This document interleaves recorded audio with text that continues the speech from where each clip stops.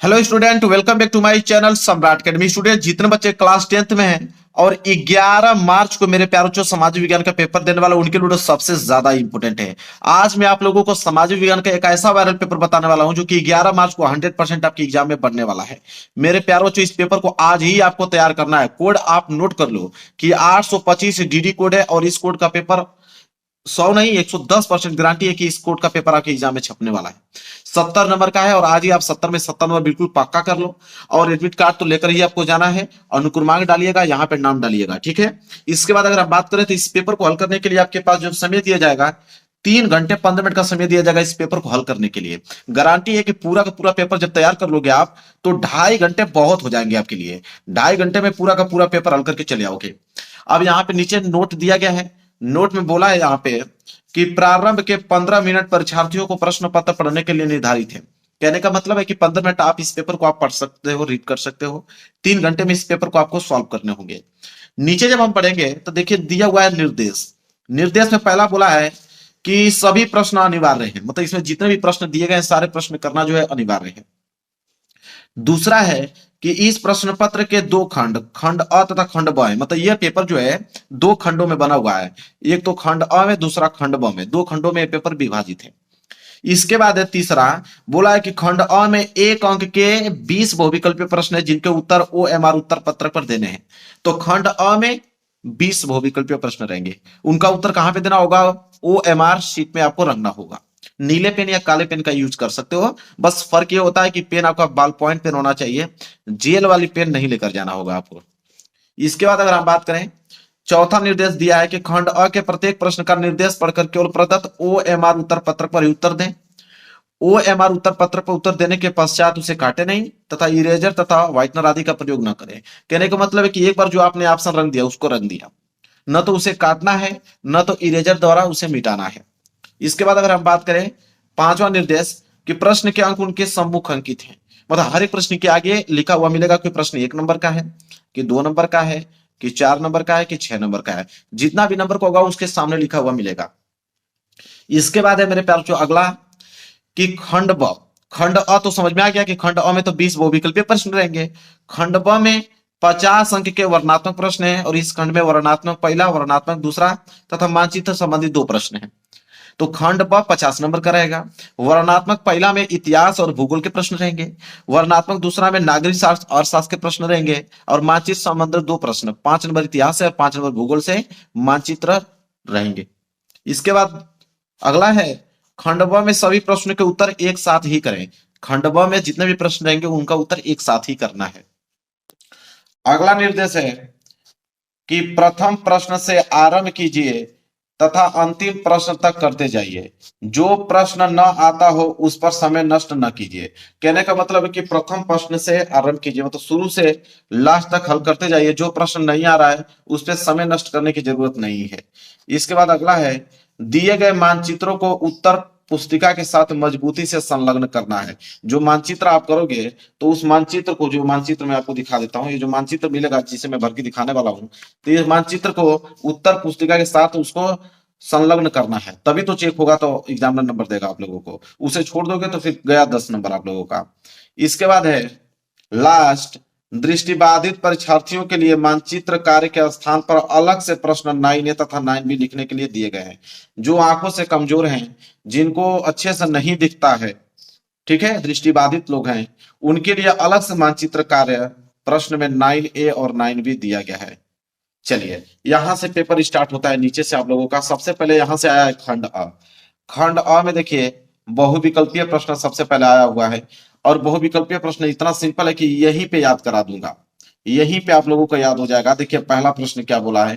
पहला प्रश्न मेरे प्यारो चो, एंथ्रेसाइट का संबंध निम्नलिखित में से किस खनिज से है?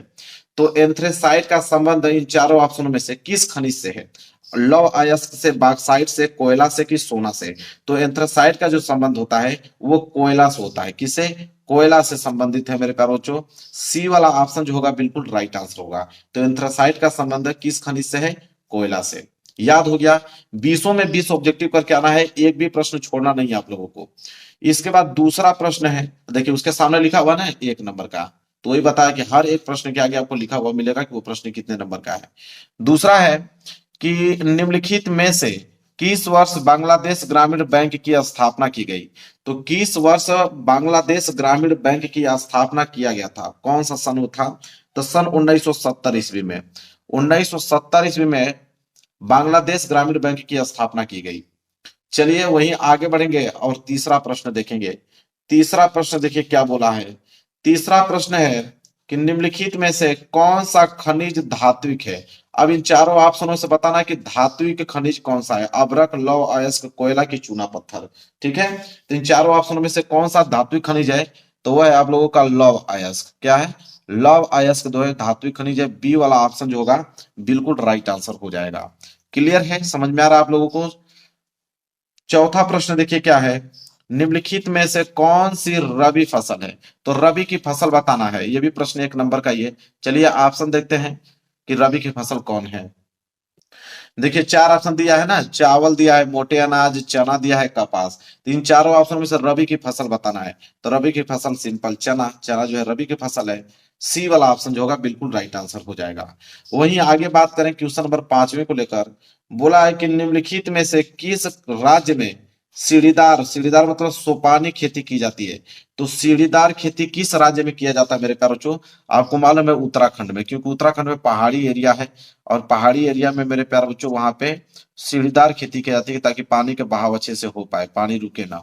ठीक है, तो सीढ़ीदार खेती की जाती है मेरे प्यारे बच्चों, क्योंकि देखिए वहां पे क्या है कि पहाड़ जैसे है, तो पहाड़ जैसे है तो पानी क्या होगा, रुकेगा नहीं, पानी पूरा का पूरा नीचे आ जाएगा।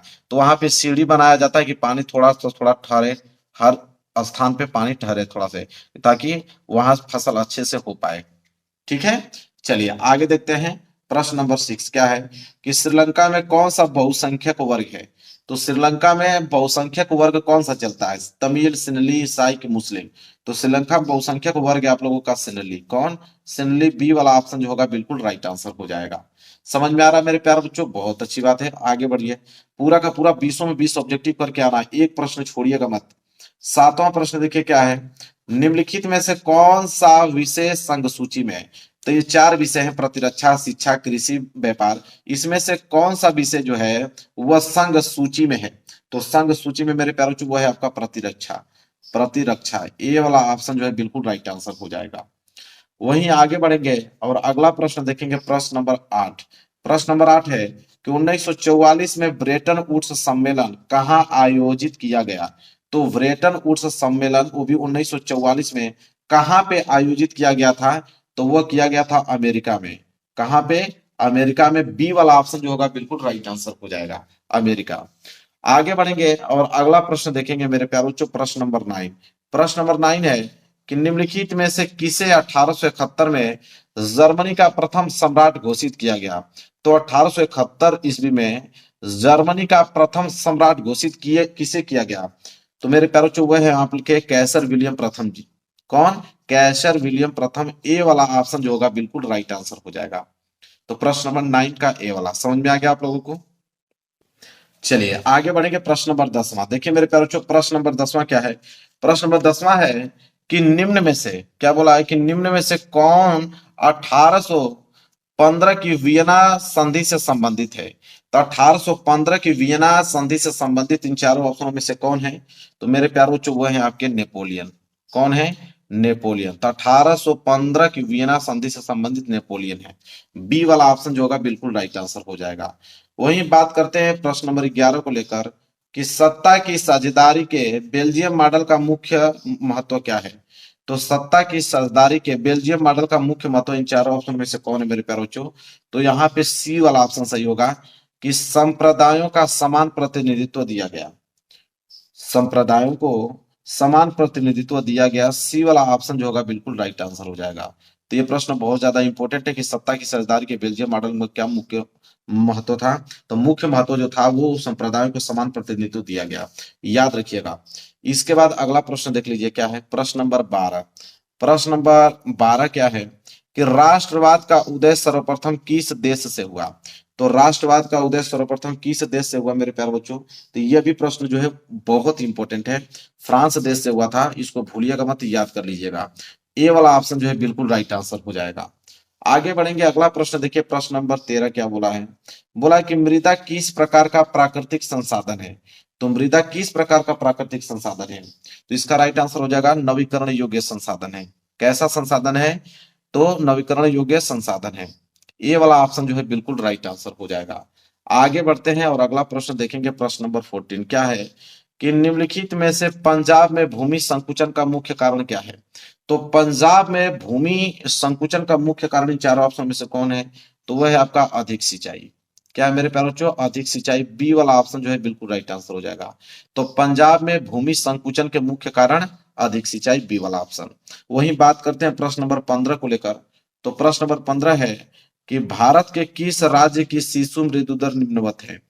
तो भारत की बात कर रहा है कि भारत के किस राज्य की जो शिशु मृत्यु दर है वह निम्नवत है, कम है। चलिए ऑप्शन देखते हैं।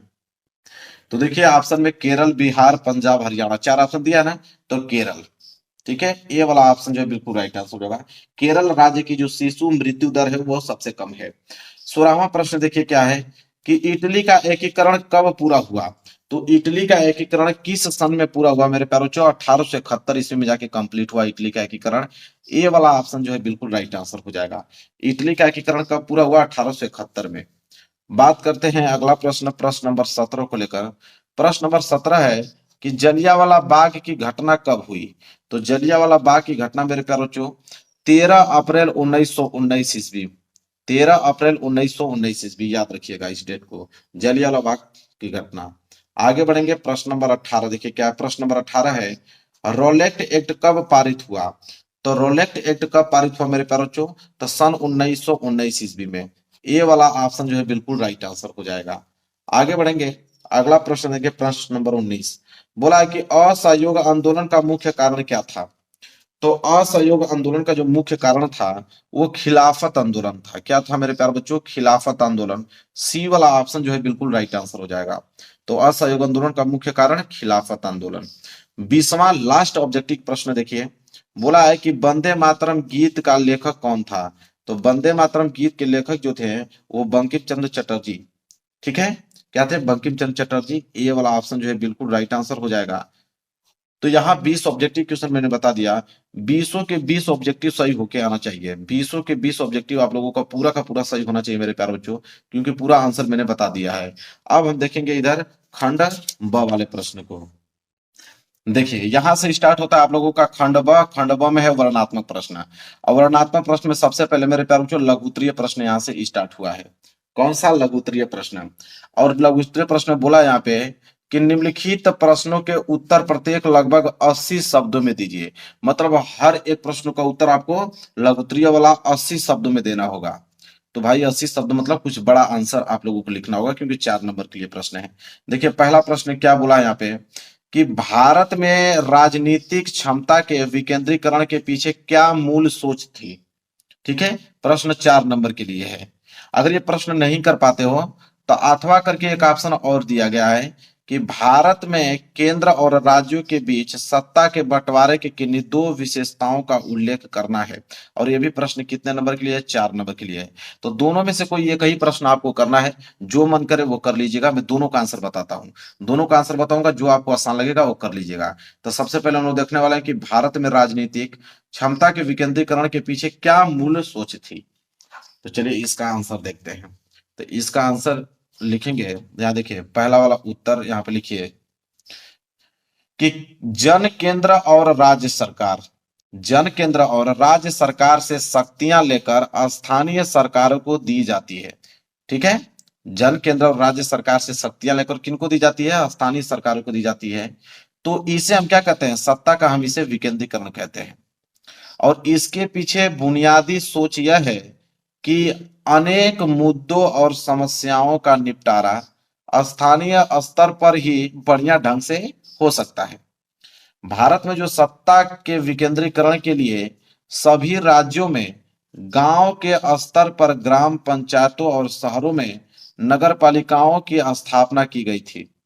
ठीक है, नगर पालिकाओं की स्थापना की गई थी, लेकिन उन्हें राज्य सरकारों के सीधे नियंत्रण में रखा गया था। इन स्थानीय सरकारों के लिए नियमित ढंग से चुनाव भी नहीं कराए जाते थे। इनके पास न तो कोई अधिकार था और न ही कोई संसाधन था।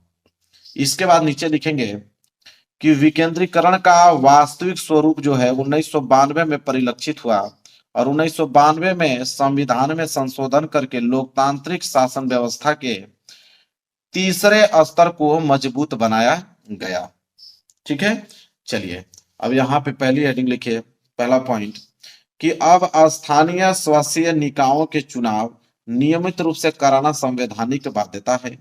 दूसरा कि निर्वाचित स्वशासी निकायों के सदस्य तथा पदाधिकारियों के पदों में अनुसूचित जातियों, जनजातियों तथा और पिछड़ी जातियों के लिए सीटें जो है आरक्षित हैं। इसके बाद तीसरा लिखेंगे कि राज्य सरकारों को अपने राजस्व और अधिकारों का कुछ हिस्सा जो है इन स्थानीय स्वशासी निकायों को देना पड़ता है। और चौथा लिखेंगे कि कम से कम 1/3 पद महिलाओं के लिए क्या किया गया, आरक्षित है उसमें। पांचवा है लास्ट कि हर राज्य में पंचायत और नगर पालिका चुनाव कराने के लिए राज्य चुनाव आयोग जो है नामक स्वतंत्र संस्था का गठन किया गया और इस संशोधन द्वारा स्थानीय स्तर पर शासन को अधिक शक्तिशाली और प्रभावी बनाया गया। तो मेरे प्यारों, जो 80 शब्दों में लिखना है तो भाई लिखना पड़ेगा ना पूरा डिटेल में, तभी तो 4 नंबर मिलेगा। वैसे भी समाज विज्ञान में बढ़ा चढ़ा कर ही लिखा जाता है।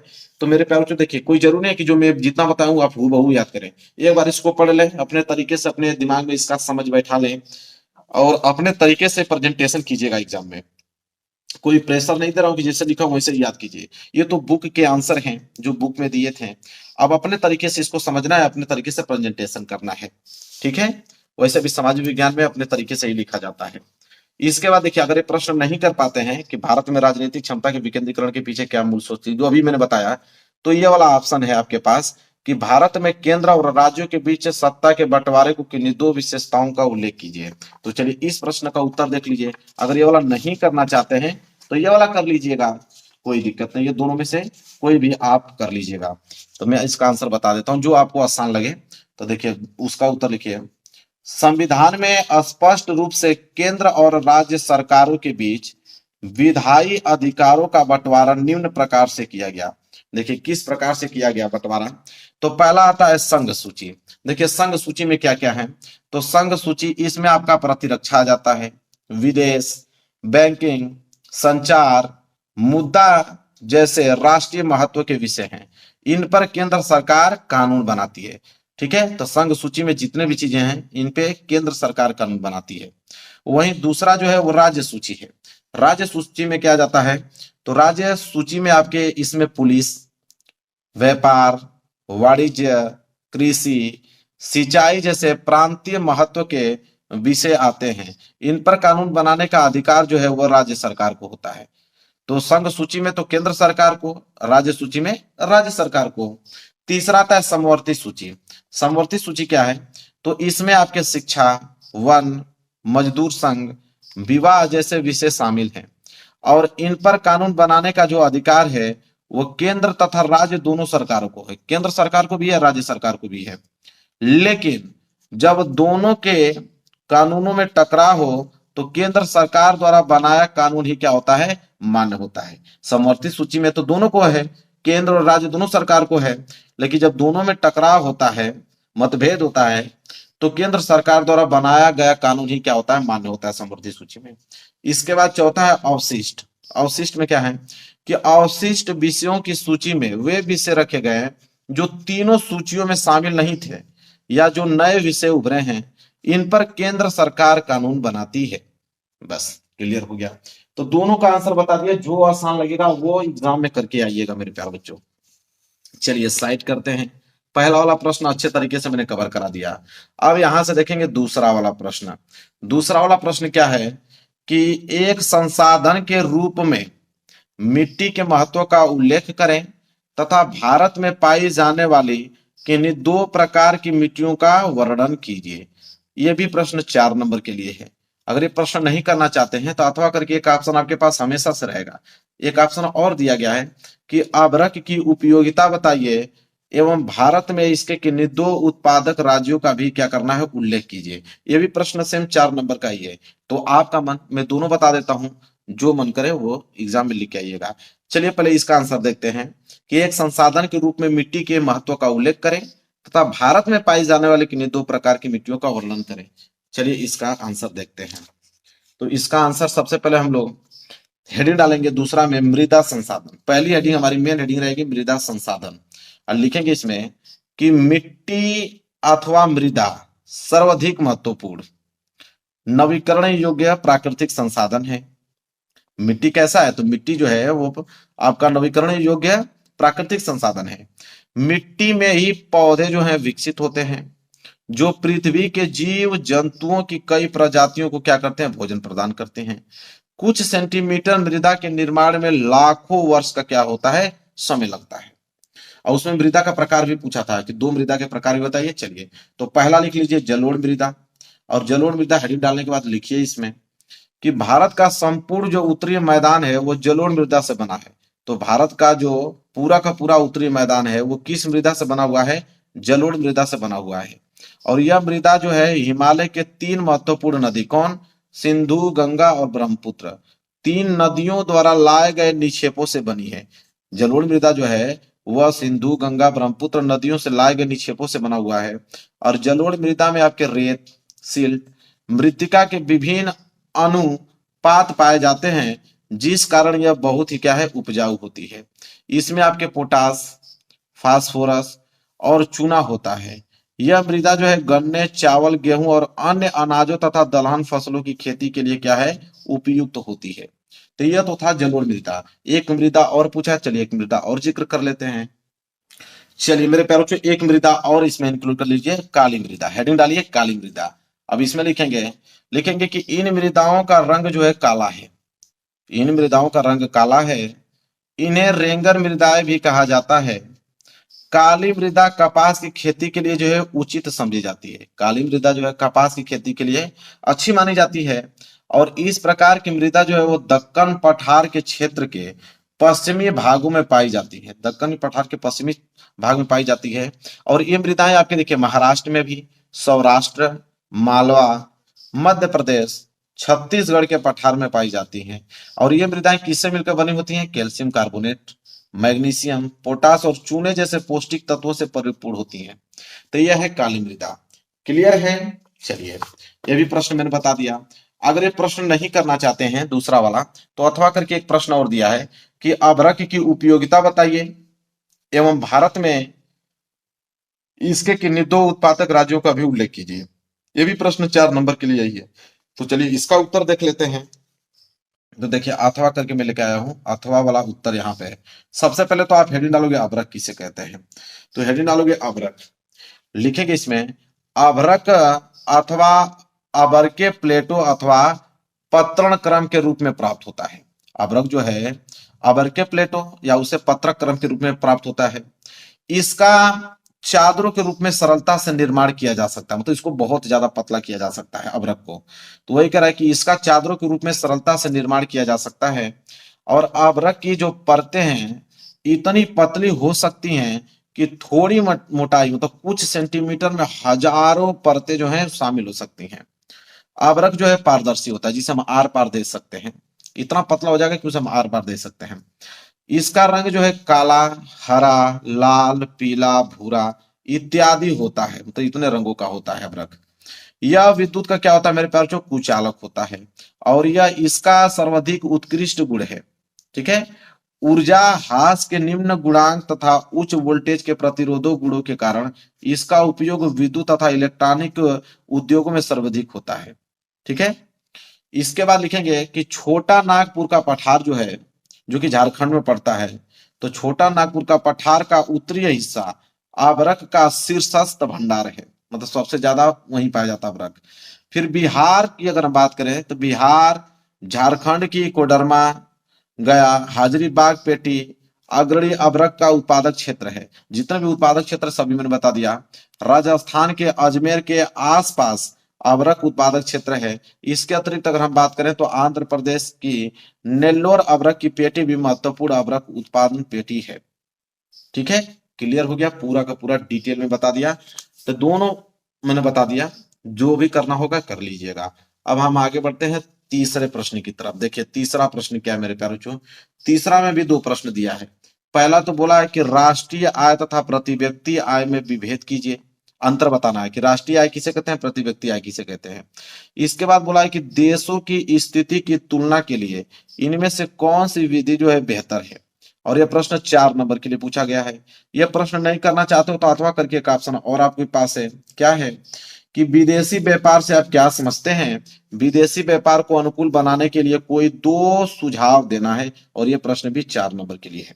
तो दो प्रश्न आपके पास हो गए, या तो ये वाला कीजिए या तो ये वाला। पहले हम उत्तर देखेंगे इसका कि राष्ट्रीय आय तथा प्रति व्यक्ति आय में विभेद कीजिए और देशों की स्थिति की तुलना के लिए इनमें से कौन सी विधि जो है बेहतर है। तो इसको पहले इसका आंसर देख लेते हैं। तो सबसे पहले आप तीसरे का हेडिंग सबसे पहले आप बनाओगे राष्ट्रीय आय। हेडिंग आपकी पहली क्या रहेगी, राष्ट्रीय आय। समझिए राष्ट्रीय आय किसे कहते हैं। बोला है पहला पॉइंट राष्ट्रीय आय में कि राष्ट्रीय आय अथवा लाभांश उत्पादन के साधनों द्वारा किसी एक निश्चित समय में प्राय एक वर्ष में उत्पादन किए गए पदार्थ की सेवा की वास्तविक या शुद्ध मात्रा होती है। ठीक है, ये पहली पॉइंट है राष्ट्रीय आय में। वहीं अगर दूसरा बात करें, दूसरा पॉइंट लिखिए राष्ट्रीय में कि राष्ट्रीय आय जो है वो किसी देश में वर्ष भर उत्पादित की गई वस्तुओं एवं सेवाओं के मौद्रिक मूल्य का संपूर्ण योग होता है। ठीक है, एक वर्ष में कितना आपने वस्तुओं का, ठीक है, मौद्रिक मूल्य का संपूर्ण योग होता है, कितना वस्तुओं का निर्यात करके आपने कितना पैसा इकट्ठा किया है। ठीक है, उसका संपूर्ण योग ही राष्ट्रीय आय कहलाता है। तीसरा यह है कि राष्ट्रीय आय, क्या बोला है कि राष्ट्रीय आय में वृद्धि आर्थिक विकास की सूचक नहीं है, क्योंकि राष्ट्रीय आय बढ़ने के साथ साथ यदि जनसंख्या भी बढ़ती जा रही है तो सही अर्थों में आर्थिक विकास नहीं हो पा रहा है। अगर आर्थिक आय बढ़ रही है उसके साथ साथ जनसंख्या भी बढ़ रही है तो सही मायनों में अगर हम बात करें तो उस समय आर्थिक विकास नहीं हो पा रहा है।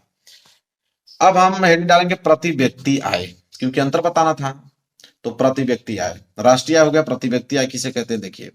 तो प्रति व्यक्ति आय में पहला पॉइंट लिखेंगे कि प्रति व्यक्ति आय का अभिप्राय देश के एक व्यक्ति को निश्चित रूप से प्राय एक वर्ष में प्राप्त होने वाली आय से है, कि एक वर्ष में किसी एक व्यक्ति को कितना आय प्राप्त हो रहा है उसे हम प्रति व्यक्ति आय बोलते हैं। वहीं दूसरा पॉइंट लिखेंगे कि किसी देश की राष्ट्रीय आय को, ठीक है, किसी देश की राष्ट्रीय आय को उस देश की कुल जनसंख्या से भाग देने पर हमें प्रति व्यक्ति आय जो है प्राप्त हो जाती है। अगर हमें प्रति व्यक्ति आय निकालना है तो उस देश की जितना भी वास्तविक आय है उसको बटे में जनसंख्या का कितना आकार है उसका भाग दे देंगे तो प्रति व्यक्ति आय निकल जाएगा। ठीक है, वहीं अगर तीसरा पॉइंट की अगर हम बात करें, ठीक है, तो तीसरा पॉइंट है कि प्रति व्यक्ति आय में वृद्धि आर्थिक विकास होने का अधिक जो है विश्वसनीय सूचक है। तो 3 पॉइंट मैंने बता दिया प्रति व्यक्ति आय में। क्लियर है, चलिए ये प्रश्न भी हमने समाप्त कर दिया। अब तीसरा वाला तो क्लियर हो गया। अगर ये वाला नहीं कर पाते तो अथवा करके और दिया है आपके पास ये वाला कि विदेशी व्यापार से आप क्या समझते हैं। विदेशी व्यापार को अनुकूल बनाने के लिए कोई दो उपाय सुझाइए, और इसमें भी 4 नंबर है। चलिए इसका भी बता देते हैं हल, दोनों में से जो मन करेगा वो तो लिख के आइएगा एग्जाम में। तो देखिए यहाँ पे मेरे लिखा हूँ अथवा वाला, और यहाँ से लिखेंगे हम लोग कि 2 या 2 से अधिक देशों के बीच होने वाले व्यापार को विदेशी व्यापार कहते हैं। अगर 2 या 2 से अधिक देश हैं, अब देश अगर आपस में व्यापार कर रहे हैं तो उस प्रकार के व्यापार को विदेशी व्यापार कहते हैं। ठीक है, और दूसरे शब्दों में हम ये कह सकते हैं कि विदेशी व्यापार से तात्पर्य 2 या 2 से अधिक देशों में वस्तुओं तथा सेवाओं के विनिमय से, इसमें आयात तथा निर्यात शामिल है। मतलब 2 देशों के बीच अगर आयात तथा निर्यात हो रहा है तो समझिए विदेशी व्यापार हो रहा है। विदेशी निवेश को आकर्षित करने के लिए भारत सरकार द्वारा उठाए गए कदम जो है वो निम्नलिखित हैं। तो कौन से कदम उठाए गए हैं भारत सरकार द्वारा, चलिए उनको देखते हैं। तो देखिए पहला है कि विदेशी निवेश के प्रतिबंध को हटाया गया, जो विदेशी निवेश के प्रतिबंध लगाए थे उनको हटा दिया गया। दूसरा जो है तकनीकी तथा विदेशी कच्चे माल के आयात पर से प्रतिबंध हटाया गया, जो कच्चे माल पे आयात लगाए गए थे उसको प्रतिबंध को हटा दिया गया। और तीसरा उद्यमों को स्थापित करने के लिए लाइसेंसिंग प्रथा को हटाया गया। उद्यमों को अगर स्थापित करने के लिए पहले लाइसेंस की जरूरत पड़ती थी, लेकिन लाइसेंसिंग को भी क्या किया दिया गया, उस प्रथा को भी हटा दिया गया। क्लियर है, चलिए अब बात करेंगे प्रश्न नंबर 4। प्रश्न नंबर तीसरे का दोनों मैंने बता दिया। प्रश्न नंबर 4 देखेंगे, और प्रश्न नंबर 4 है मेरे प्यारे बच्चों कि प्रथम विश्व युद्ध के पश्चात होने वाली महामंदी के कारणों की समीक्षा कीजिए, और ये प्रश्न 4 नंबर के लिए है। तो पहले इसका उत्तर देख लेते हैं, फिर इसके बाद अथवा वाला देखेंगे। तो प्रथम विश्व युद्ध के पश्चात होने वाली महामंदी के कारणों की समीक्षा करना है, और ये भी प्रश्न 4 नंबर के लिए है। तो लिखेंगे चौथा प्रश्न का उत्तर। देखिए 1929 में महामंदी आई थी, तो लिखेंगे 1929 की महामंदी का जो प्रभाव है वो भारत पर भी क्या किया पड़ा, भारत पर भी पड़ा। और महामंदी ने भारतीय व्यापार को फौरन क्या किया, प्रभावित किया। 1928 से लेकर 1934 के बीच देश के जो आयात निर्यात थे वो घटकर कितने हो गए, लगभग आधे रह गए थे। 1928 से लेकर 1934 के बीच भारत में जो गेहूं की कीमत थी मेरे प्यारों बच्चों, कितना परसेंट, 50% गिर गई। और शहरी निवासियों के मुकाबले किसानों और काश्तकारों को ज्यादा नुकसान हुआ। ठीक है, यद्यपि कृषि उत्पादों की कीमत तेजी से क्या हुआ, नीचे गिरने लगी, लेकिन सरकार ने क्या किया कि लगान वसूली में छूट देने से क्या किया, बिल्कुल इनकार कर दिया। सबसे बुरी मार उन काश्तकारों पर पड़ी जो विश्व बाजार के लिए क्या करते थे, उपज पैदा करते थे। टाट का निर्यात बंद होने से कच्चे पटसन की कीमतों में 60% से ज्यादा जो है वो गिरावट आ गई। मंदी के इन्हीं सालों में भारत जो है वो कीमती धातुओं खासतौर सोने का निर्यात करने लगा था। समझिए इतनी गिर गया था, इतना महामंदी आ गया था कि कीमती धातुओं का भी निर्यात करने लगा भारत, सोने का, जो सोने को। 1931 में मंदी अपने चरम पर थी, और ग्रामीण जो है वो भारत तो असंतोष व उथल पुथल के दौर से क्या हो रहा था, गुजर रहा था। यह मंदी शहरी भारत के लिए अधिक दुखदाई नहीं रही। कीमतें गिरते जाने के बावजूद भी शहरों में रहने वाले ऐसे लोगों की हालात ठीक रही जिनकी आय निश्चित थी। मतलब जो सरकारी नौकरी करने वाले थे, जिनकी आय फिक्स थी, उनकी हालात तो बिल्कुल क्या थी, सही थी। क्लियर है मेरे प्यारे बच्चों। चलिए, तो चौथा वाला प्रश्न हो गया ना कि प्रथम विश्व युद्ध के पश्चात होने वाली महामंदी के कारणों की समीक्षा कीजिए। अगर ये प्रश्न नहीं करना चाहते तो अथवा करके एक प्रश्न और दिया है, चलिए उसको देखते हैं। देखिए वो प्रश्न क्या है कि 1928 से लेकर 1934 के मध्य होने वाली महामंदी का भारतीय अर्थव्यवस्था पर पड़ने वाले प्रभाव की समीक्षा कीजिए। मतलब प्रश्न सेम वही है, महामंदी वाला ही है, लेकिन पूछा है इसमें, प्रश्न को चेंज थोड़ा सा किया है कि 1928 से लेकर 1934 के बीच जो महामंदी आई थी, तो भारतीय अर्थव्यवस्था पर उसका क्या प्रभाव पड़ा, ये बताइए। 4 नंबर के लिए प्रश्न है। तो चलिए देखते हैं इसका उत्तर। तो देखिए अथवा वाला उत्तर में यहां लिख लेके आया, अथवा वाला देखेंगे कि महामंदी ने भारतीय व्यापार को प्रभावित कर 1928 से लेकर 1934 के बीच देश का जो आयात निर्यात घटकर क्या रह गया, लगभग आधा रह गया था। दूसरा पॉइंट इसमें लिखेगा, अंतरराष्ट्रीय बाजार में कीमत कम होने से भारत में गेहूं का भाव जो है 50% कम हो गया। तीसरा पॉइंट में लिखेगा कि कृषि उत्पादों की कीमत जो है तेजी से गिरने के बावजूद किसानों और काश्तकारों को सरकार ने लगान वसूली में छूट देने से क्या कर दिया, इनकार किया। बस इतना ही पॉइंट आपको लिखना था। जो आसान लगे, मुझे तो यही आसान लग रहा है, इतना छोटा सा आप लिख दोगे, नंबर आपको दे दिए जाएंगे। क्लियर है। चलिए अब देखेंगे दीर्घउत्तरीय प्रश्न। और दीर्घउत्तरीय प्रश्न मेरे प्यार बच्चों वो तो 150 शब्दों को आता है। बोला है कि निम्नलिखित प्रश्नों के उत्तर प्रत्येक लगभग 150 शब्दों में दीजिए। वो तो 80 शब्दों में था, ये तो 150 शब्दों में है। तो भाई उत्तर इसके बड़े होने वाले हैं, क्योंकि 6 नंबर वाले प्रश्न आ गया है। पांचवा प्रश्न यहां से स्टार्ट होता है कि सत्याग्रह का क्या अर्थ है। महात्मा गांधी द्वारा चलाए गए 3 सत्याग्रह आंदोलनों का विश्लेषण कीजिए। और ये प्रश्न कितने नंबर के लिए, 6 नंबर के लिए। तो पहले इसको देखेंगे फिर अथवा वाला देखेंगे। तो सत्याग्रह का क्या अर्थ है, महात्मा गांधी द्वारा चलाए गए 3 सत्याग्रह आंदोलनों का विश्लेषण करना है, और 150 शब्दों में लिखना है मेरे प्यारों। 6 नंबर के लिए प्रश्न है। चलिए देखेंगे। तो इसका उत्तर लिखिए प्रश्न नंबर 5वां का, यहाँ पे 5वां का उत्तर लिखिए कि सत्याग्रह के विचार का मूल आधार सत्य की शक्ति पर आग्रह तथा सत्य की खोज करना है। गांधी जी इसके प्रबल समर्थक थे तथा उन्होंने इसकी व्याख्या इस प्रकार की। तो गांधी जी इसके जो है प्रमुख प्रबल थे, ठीक है, उसके समर्थक थे, क्योंकि जितना भी सत्याग्रह आंदोलन चलाए सब महात्मा गांधी जी चलाए थे। देखिए आगे लिखिए, सक्रिय राजनीति में भाग लेने से पहले, सक्रिय राजनीति में भाग लेने से पहले महात्मा गांधी ने अपने गुरु, उनके गुरु कौन थे, गोपाल कृष्ण गोखले, तो अपने गुरु गोपाल कृष्ण गोखले के कहने पर उन्होंने क्या किया, भारत को भ्रमण किया, मतलब भारत घूमे। इस दौरान उन्होंने कई स्थानों पर सत्याग्रह आंदोलन चलाए, जिनमें से प्रमुख है। तो कौन कौन से सत्याग्रह आंदोलन उन्होंने चलाया, तो पहला डालिए चंपारण सत्याग्रह आंदोलन। तो चंपारण सत्याग्रह क्या है? तो चंपारण सत्याग्रह हेडिंग डाल के लिखेगा 1917 ईस्वी में इन्होंने बिहार के चंपारण क्षेत्र का दौरा किया और वहां के किसानों को दमनकारी बागान व्यवस्था के खिलाफ सत्याग्रह करने के लिए क्या किया? प्रेरित किया। यह है चंपारण सत्याग्रह। वहीं बात करें, एक वर्ष बाद उन्होंने गुजरात सत्याग्रह आंदोलन किया 1918 ईस्वी में। गुजरात के खेड़ा जिले में किसानों की मदद के लिए सत्याग्रह किया, क्योंकि फसल खराब हो जाने और प्लेग की महामारी के कारण किसान लगान नहीं चुका पा रहे थे, जबकि सरकार उनसे जबरन लगान वसूली कर रही थी। उसके समक्ष उन्होंने गुजरात सत्याग्रह आंदोलन किया। तीसरा उन्होंने किया अहमदाबाद सत्याग्रह आंदोलन 1918। उसी वर्ष 1918 ईस्वी में अहमदाबाद के सूती कपड़ा कारखानों में कार्य करने वाले मजदूरों के हितों की रक्षा के लिए उन्होंने सत्याग्रह आंदोलन किया। तो तीनों मैंने बता दिया मेरे प्यारे बच्चों, लिख लीजिएगा। अगर ये प्रश्न नहीं करना चाहते हो पांचवा वाला जो अभी मैंने बताया है, तो अथवा करके एक ऑप्शन तो आपको फिर मिला है। क्या है? कि असहयोग आंदोलन कब चलाया गया? तो असहयोग आंदोलन भी महात्मा गांधी ही चलाए थे। तो असहयोग आंदोलन कब चलाया गया और इस आंदोलन के किन्हीं दो कारणों की विवेचना कीजिए, और ये भी प्रश्न 6 नंबर के लिए है। तो चलिए इसका उत्तर देख लेते हैं, जो आसान लगेगा वो करके आइएगा एग्जाम में। तो देखिए अथवा वाला का उत्तर यहां से लिखना प्रारंभ कीजिए कि अंग्रेजों के अत्याचार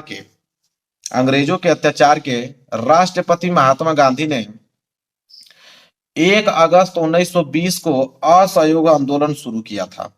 तो असहयोग आंदोलन कब शुरू हुआ? 1 अगस्त 1920 को। इसकी विशेषता यह थी कि अंग्रेजों की क्रूरताओं के खिलाफ लड़ने के लिए केवल अहिंसक साधनों का अपनाया गया था। नई दिल्ली अंग्रेजों के अत्याचार के राष्ट्रपति महात्मा गांधी ने 1 अगस्त 1920 को असहयोग आंदोलन शुरू किया था। ठीक है। इसके बाद असहयोग आंदोलन प्रारंभ हुआ, जिसके कारण निम्नलिखित हैं। कौन से कारण थे जिसके वजह से असहयोग आंदोलन शुरू हुआ? तो पहला कारण तो था खिलाफत आंदोलन, मतलब खिलाफत का मुद्दा। ठीक है। दूसरा है पंजाब में सरकार की बर्बर कार्रवाई के विरुद्ध न्याय प्राप्त करना, और अंततः ठीक है तीसरा है स्वराज की प्राप्ति करना। तो 3 ऐसे कारण थे जिनके वजह से असहयोग आंदोलन शुरू हुआ। और अगली हेडिंग होगा कि इस आंदोलन के परिणाम निम्नवत है, मतलब जब ये आंदोलन हुआ तो इसके क्या परिणाम निकल के आए। तो पहला यह हुआ कि जनता का अपार सहयोग मिला, मतलब इसमें बहुत सारी जनता शामिल हुआ, गांधी जी का साथ दिया।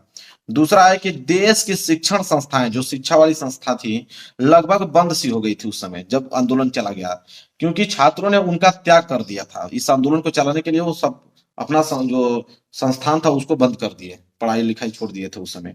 तीसरा है कि राष्ट्रीय शिक्षा के एक नए कार्यक्रम की शुरुआत की गई, और इस सिलसिले में काशी विद्यापीठ और जामिया मिलिया जैसे संस्थानों की क्या हुई? स्थापना हुई। चौथा है कितने लोगों ने तो सरकारी नौकरियां छोड़ दी थी, विदेशी वस्त्रों की होली जो है वो जलाने लगी। ठीक है। इसके बाद पांचवा है कि इस आंदोलन में हिंदू और मुसलमानों दोनों ने एक होकर क्या किया था? भाग लिया था। तो क्लियर है मेरे प्यार, ये है इस आंदोलन के परिणाम। तो मैंने दोनों प्रश्न बता दिया, जो प्रश्न करना होगा पांचवा में से वो करके आइएगा, 6 नंबर दे दिए जाएंगे आपको। अगला प्रश्न देखेंगे, प्रश्न नंबर 6। देखिए मेरे प्यार, प्रश्न नंबर 6 क्या है? प्रश्न नंबर 6 है कि भारतीय समाज में जाति प्रथा अभी भी प्रचलित है। भारतीय समाज में जाति प्रथा अभी भी प्रचलित है, इसके कारण क्या है और इसको समाप्त करने के 2 उपाय बताइए। और ये प्रश्न 6 नंबर के लिए है। अगर ये नहीं करना चाहते तो अथवा करके एक दिया है, लेकिन पहले हम इसका उत्तर देखेंगे कि भारतीय समाज में जाति प्रथा अभी भी प्रचलित है, इसके कारण क्या है और इसको समाप्त करने के 2 उपाय पूछा है। तो चलिए इसका उत्तर लिखेंगे हम लोग कि आधुनिक भारत में जाति की संरचना और जाति व्यवस्था में भारी बदलाव आया है, किंतु फिर भी समकालीन भारत से जाति प्रथा विदा नहीं हुई है। जातिगत असमानता के कुछ पुराने पहलू अभी भी बरकरार हैं, जिसमें से पहला है मेरे प्यारे बच्चों कि अभी भी ज्यादातर लोग अपनी जाति या कबीलों में ही क्या करते हैं? शादी करते हैं। दूसरा यह है कि संवैधानिक प्रावधान के बावजूद छुआछूत की प्रथा अभी भी पूरी तरह जो है वो समाप्त नहीं हुई है। तीसरा है कि जाति व्यवस्था के अंतर्गत कुछ जातियां लाभ की स्थिति में रही तथा कुछ को दबाकर रखा गया। इसका प्रभाव जो है आज भी नजर आता है। यानी ऊंची जाति के लोगों की आर्थिक स्थिति सबसे अच्छी है, वह दलित तथा आदिवासियों की आर्थिक स्थिति जो है सबसे क्या है, खराब है। इसके बाद है चौथा पॉइंट, हर जाति में गरीब लोग हैं, पर गरीबी रेखा के नीचे जीवन बसर करने वालों में अधिक जनसंख्या जो है वो निचली जातियों के लोगों की ही है। ऊंची जातियों में गरीबी का प्रतिशत जो है वो कम है। इसके बाद पांचवा पॉइंट है कि आज सभी जातियों में अमीर लोग हैं, पर यहाँ भी ऊंची जाति वालों का अनुपात जो है बहुत ज्यादा है और निचली जातियों का अनुपात जो है वो कम है। अगला पॉइंट लिखिए, सिक्स पॉइंट, कि जो जातियां पहले से इस शिक्षा के क्षेत्र में आगे थीं, आधुनिक शिक्षा व्यवस्था में भी उन्हें का बोलबाला है। जिन जातियों को पहले शिक्षा के वंचित रखा जाता था, उनके सदस्य अभी भी पिछड़े हुए हैं। आज भी जाति आर्थिक हैसियत के निर्धारण के में बहुत महत्वपूर्ण भूमिका निभाती है, क्योंकि अभी भी जातिगत असमानताएं क्या है, जारी हैं। इसके बाद हेडिंग डालेंगे, उसमें बोला था ना कि जाति प्रथा को समाप्त करने के उपाय, तो जाति प्रथा को समाप्त करने के उपाय हेडिंग बना के लिखेंगे, जाति प्रथा को समाप्त करने के उपाय निम्नवत हैं। कौन कौन से हैं? तो पहला यह है कि अंतर जातीय विवाहों को प्रोत्साहन देकर जातिवाद को रोका जा सकता है। जब एक जाति के लोग दूसरी जाति में विवाह संबंधों की स्थापना करेंगे तो जातिवाद की समाप्ति स्वतः ही हो जाएगी, मतलब एक कास्ट के लोग दूसरे कास्टों में शादी करें। दूसरा है कि जातिवाद को रोकने के लिए शिक्षा का स्तर इतना ऊंचा उठना चाहिए कि लोग जातीय संकीर्णता से क्या हो, दूर रहें।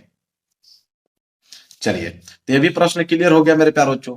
तो प्रश्न नंबर 6, अगर ये नहीं करना चाहते हो तो अथवा करके एक ऑप्शन और दिया है ये वाला, कि भारत में महिलाओं के प्रति भेदभाव के तरीकों का वर्णन कीजिए। और ये प्रश्न 6 नंबर के लिए है कि भारत में महिलाओं के प्रति भेदभाव के तरीकों का वर्णन करना है।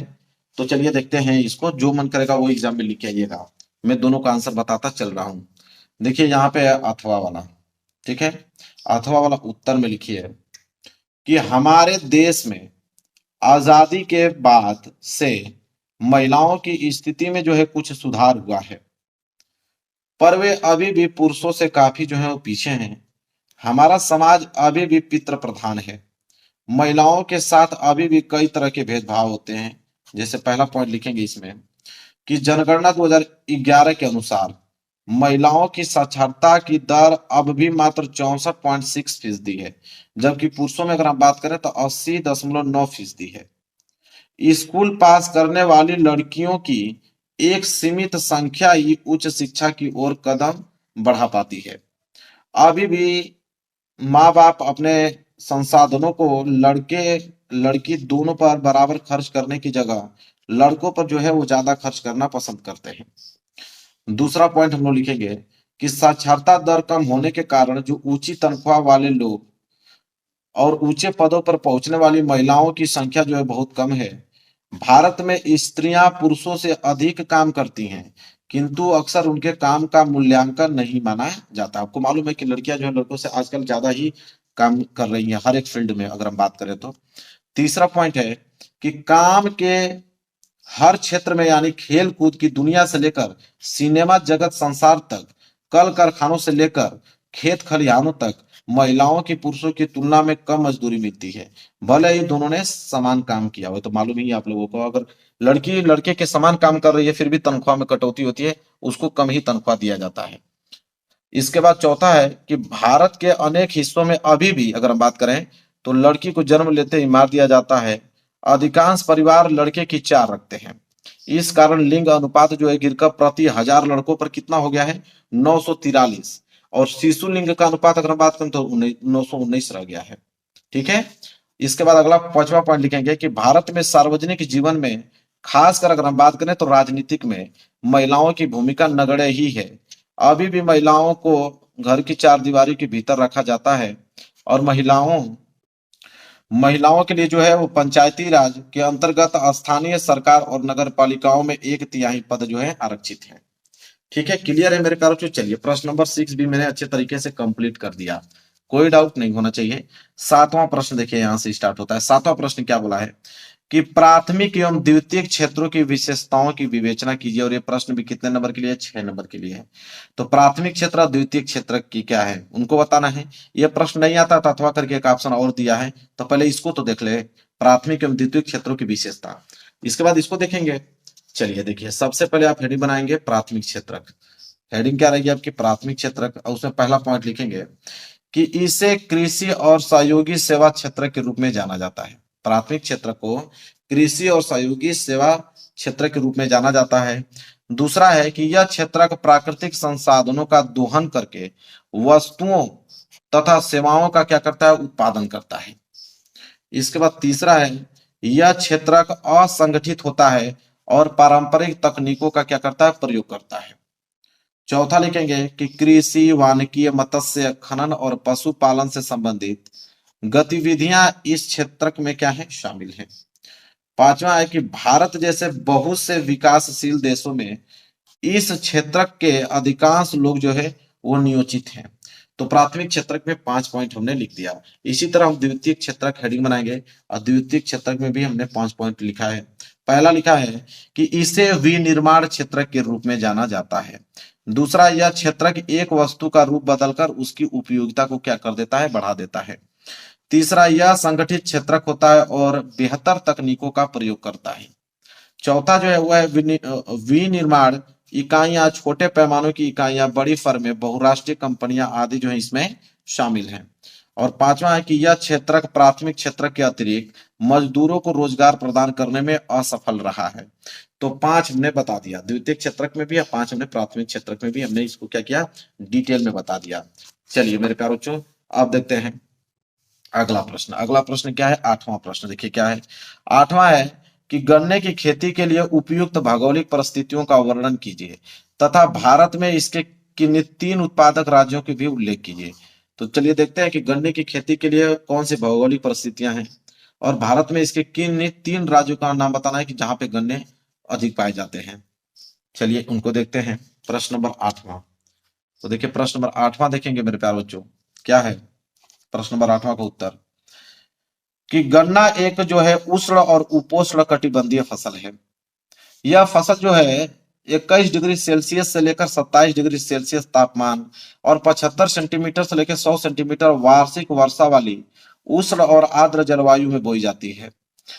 कम वर्षा वाले क्षेत्रों में सिंचाई की आवश्यकता होती है। इसे अनेक मिट्टियों में उगाया जा सकता है। इसके लिए बुआई से लेकर कटाई तक काफी शारीरिक श्रम की आवश्यकता होती है। गन्ना चीनी, गुड़, खाटसारी और सीरा बनाने के काम आता है। उत्तर प्रदेश, महाराष्ट्र, कर्नाटक, तमिलनाडु, आंध्र प्रदेश, तेलंगाना, बिहार, पंजाब और हरियाणा गन्ना के जो है वो मुख्य उत्पादक राज्य हैं।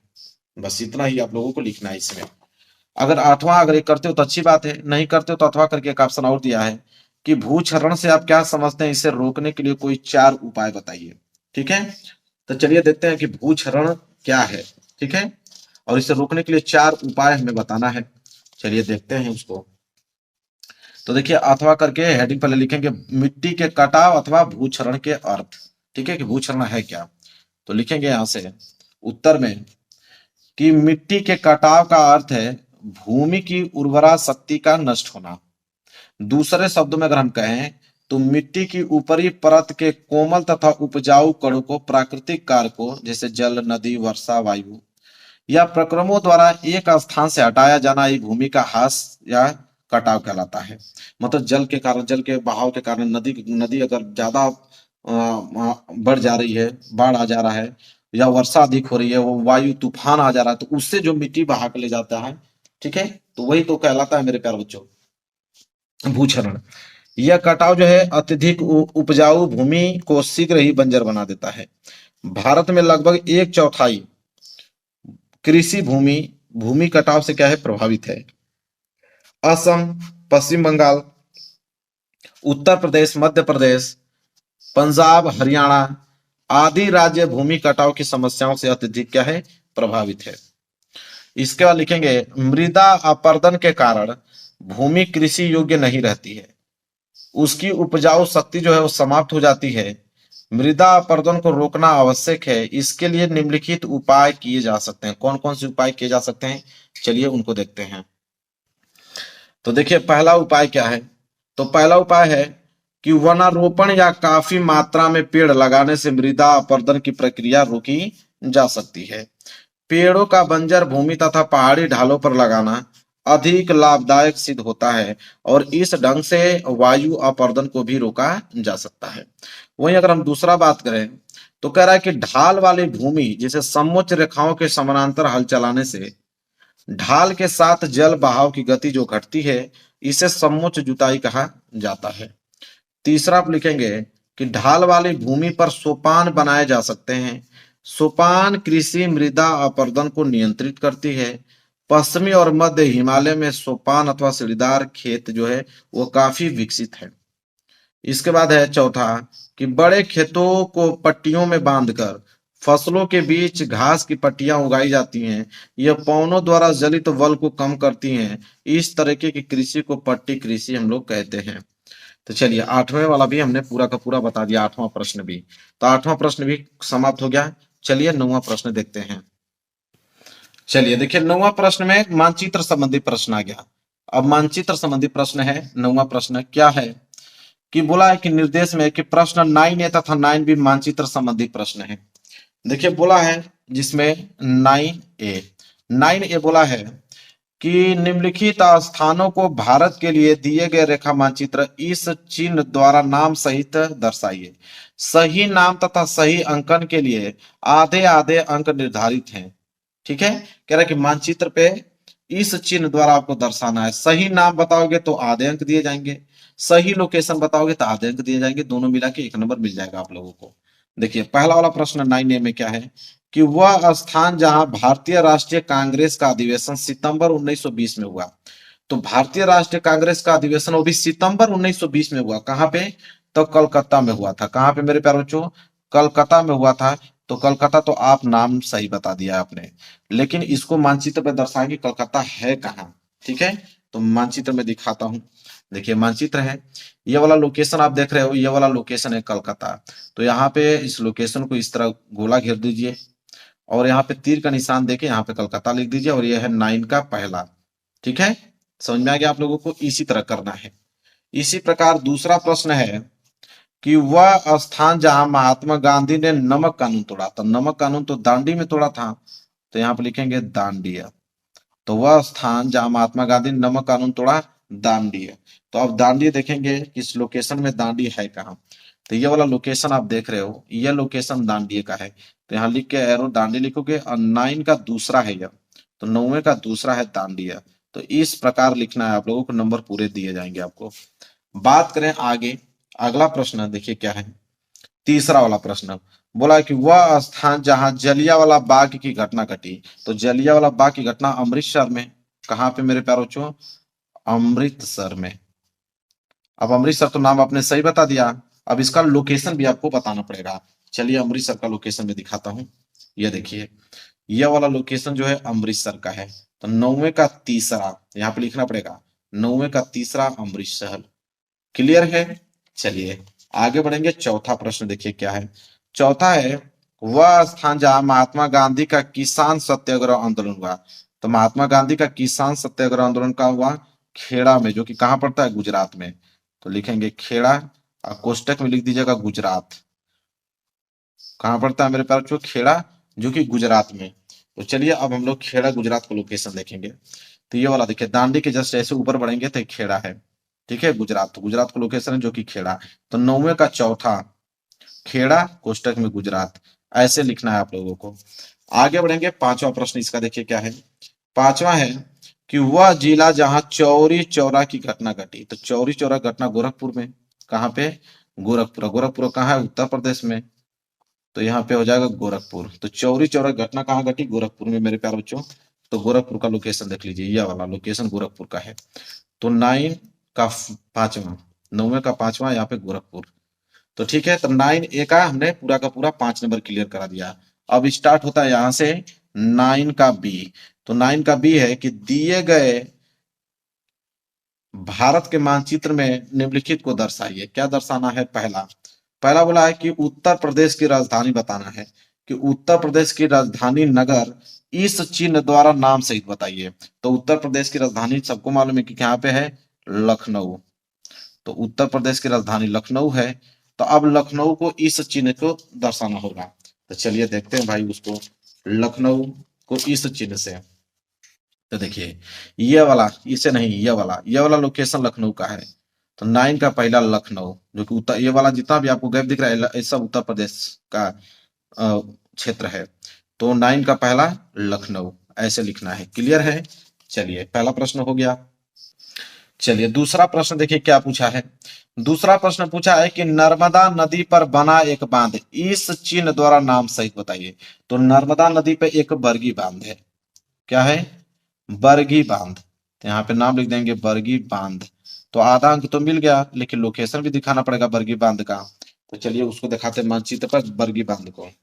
तो देखिए ये वाला जो लोकेशन आप देख रहे हो ये दूसरा है, 9 का दूसरा। इस चिन्ह से दर्शाना था तो ये चिन्ह लगा देंगे। यह है बरगी बांध। क्लियर है? चलिए तीसरा देख लीजिए क्या है। तीसरा मेरे प्यारे बच्चों कि दक्षिण भारत की एक प्रमुख नदी को इस चिन्ह द्वारा नाम सहित। दक्षिण भारत की प्रमुख नदी गोदावरी नदी, जो कि दक्षिण भारत में है। गोदावरी नदी यहाँ लिख देंगे गोदावरी नदी। अब गोदावरी नदी तो नाम तो हमने सही बता दिया, अब इसका लोकेशन बताना पड़ेगा। तो गोदावरी नदी देख लीजिए, बरगी बांध के जैसे नीचे आएंगे तो ये वाला जो लोकेशन है गोदावरी नदी का, और इस चिन्ह से बताया था तो ये वाला चिन्ह बना देंगे। और ये तीसरा वाला है 9 का तीसरा गोदावरी नदी। चलिए अगला प्रश्न देख लीजिए, चौथा वाला। बोला है कि भारत के किसी एक जूट उत्पादक राज्य चिन्ह द्वारा, इस चिन्ह द्वारा बताइए। तो जूट उत्पादक राज्य का नाम बताना मेरे प्यारे बच्चों। तो जूट उत्पादक राज्य आपका एक पश्चिम बंगाल है। कहाँ? पश्चिम बंगाल। तो नाम तो हमने सही बता दिया कि पश्चिम बंगाल, लेकिन पश्चिम बंगाल है कहाँ मानचित्र में, उसको हमें बताना पड़ेगा और इस चिन्ह से बताना पड़ेगा। तो देखिए पश्चिम बंगाल, ये वाला लोकेशन पश्चिम बंगाल का है चौथा, और ये वाला चिन्ह का जरूरत था तो ये वाला चिन्ह हमने बना दिया ताकि एग्जाम लोग समझ में आ जाएगा कि हाँ भाई ठीक है इस चिन्ह से बनाया हुआ है। इसके बाद लास्ट वाला देखिए पांचवा वाला कि भारत का कोई एक परमाणु ऊर्जा केंद्र इस चिन्ह द्वारा। तो भारत का कोई परमाणु ऊर्जा केंद्र कलपक्कम है। क्या है? कलपक्कम। तो यहाँ कलपक्कम नाम तो हमने सही बना दिया, अब इसका लोकेशन बता देते हैं तो एक अंक मिल जाएगा। तो कलपक्कम देखिए ये वाला लास्ट छोर पे आइए, ये वाला कलपक्कम है। देखिए 9 का पांचवा कलपक्कम, और इस वाले चिन्ह से बताना था तो ये वाला चिन्ह हमने बना दिया। तो 10 नंबर कंप्लीट हो गया। नीचे तो दिया है कि केवल दृष्टि बाधित परीक्षार्थियों के लिए मानचित्र कार्य। तो आंखों से कमजोर तो है नहीं आप, आपकी आंखें बिल्कुल सही है, तो ये वाला करने की जरूरत नहीं है क्योंकि मानचित्र ऑलरेडी हमने तो कर ही दिया। और जिनकी आंखें कमजोर है ये वाला मानचित्र करेंगे। तो मेरे प्यारे बच्चों पेपर यहाँ पे हो गया मेरे प्यारे बच्चों पूरा समाप्त। यह पेपर आप याद कर लो 825 डीडी कोड का है, समाज विज्ञान का पेपर। 70 में 70 नंबर चाहिए, तो इस पेपर को तैयार कर लो। पूरा सोल्यूशन मैंने बता रखा है। और वीडियो को लाइक कर देना, चैनल पर नए हो तो चैनल को जरूर सब्सक्राइब कर लेना। मिलेंगे एक प्यारे से नेक्स्ट वीडियो में, तब तक के लिए धन्यवाद।